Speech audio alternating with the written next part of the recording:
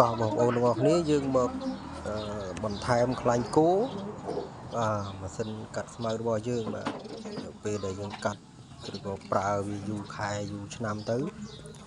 គឺវាអស់ខ្លាញ់គោបាទឬក៏វាលាន់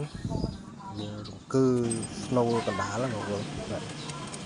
ដូច្នេះយើងដោះដាក់លាបខ្លាញ់គោបាទអញ្ចឹងបងប្អូនដោះខ្សៅដូចខ្ញុំអញ្ចឹងមកបាទដោះខ្សៅហើយបាទដោះខ្សៅដល់ហើយហូតអាស្នូលនឹងចេញមកនេះស្នូលនឹងចេញមកបន្ទាប់ហើយ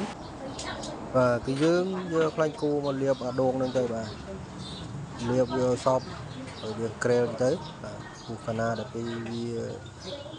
យើងប្រើយូរទៅយើងអត់ដែលដឹងបាទអត់ដែលដោះលាបខ្លាញ់គោវាសឹកស៊ីដែកក្តៅលាន់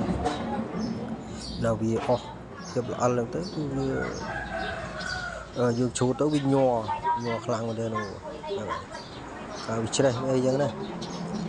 អញ្ចឹងគឺយើងលាបខ្លាញ់គោវាទៅលាបតែច្រើនទៅខ្លាញ់គោលាបហើយរួចរាល់ហើយគឺយើងដាក់ចូលវិញទៅ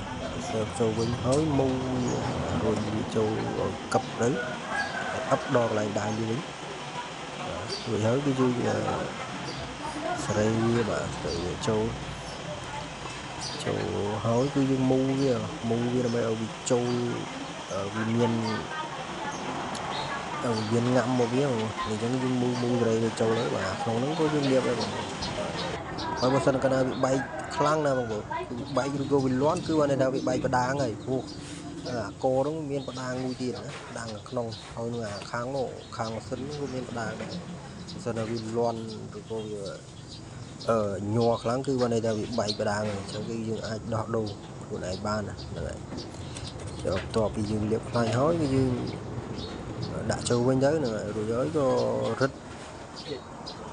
ខ្សៅចូលវិញទៅរឹតខ្សៅចូលតាមលំនាំរបស់វាទៅរឹតខ្សៅចូលវាណែនទៅដើម្បីប្រកបថារបូតឬក៏វារលុងដល់ពេលដែលយើងប្រឆេះកាត់ស្មៅកាត់អីទៅវាអាចធ្វើឲ្យយើងគ្រោះថ្នាក់បានដល់ពេលដែលយើងរឹតវាអត់ណែនឬក៏វារបូតផ្លែរបូតអីចឹងហ្នឹងហើយអញ្ចឹងបងប្អូនមុននឹងយើងកាត់គឺយើងចាប់ដើមត្រួតពិនិត្យវាបាទត្រួតពិនិត្យស្លាបកាត់បងប្អូនស្លាបកាត់ហ្នឹងគឺយើងឧស្សាហ៍ត្រួតពិនិត្យដែរឧស្សាហ៍កាច់វាសាក់មើលព្រោះវាមានប្រេះបាក់អីយើងអត់ដឹងអីចឹងទៅយើងយកទៅកាត់ទៅបាទកាត់ទៅយើងកាត់ប៉ះចំគល់ស្មៅធំឬក៏គល់កូនឈើកូនអីឬក៏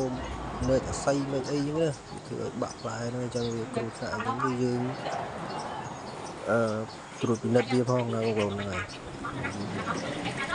ហើយមកខ្សែរឹតចូលតាមលំនាំទៅហើយឥឡូវនេះគឺយើងបានមកសាកមើលបានអូគឺវាស្រួលជាងមុនឆ្ងាយបងប្អូនហើយវា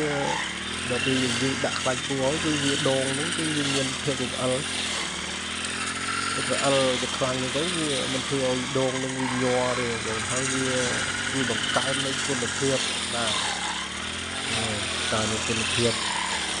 ឲ្យម៉ាស៊ីនកាត់ស្មៅរបស់យើងវាឆាប់ខូចដែរដូចខ្ញុំនេះគឺខ្ញុំកាត់ស្មៅហ្នឹងគឺខ្ញុំកាត់តាំងតែរាល់ថ្ងៃព្រោះខ្ញុំធ្វើទៅកាំងអញ្ចឹងអាស្មៅនៅតាមភ្លឺហ្នឹងវាមានច្រើនកូនកដោកូនអីកាត់កដោកាត់អីនៅអញ្ចឹងគឺត្រូវតែកាត់ជាប្រចាំទៅកាត់ទៅដើម្បីឲ្យងាប់ស្មៅតាមភ្លឺទៅក៏មានកដោមានអីនៅគឺកាត់ធូរមែនទេវាអត់រលាស់ឲ្យគោវាអត់ញ័រដែរគឺល្អមែនទេបាទហើយនេះយើងចូលរួមថែរក្សារបស់យើងអស់គ្នាដើម្បី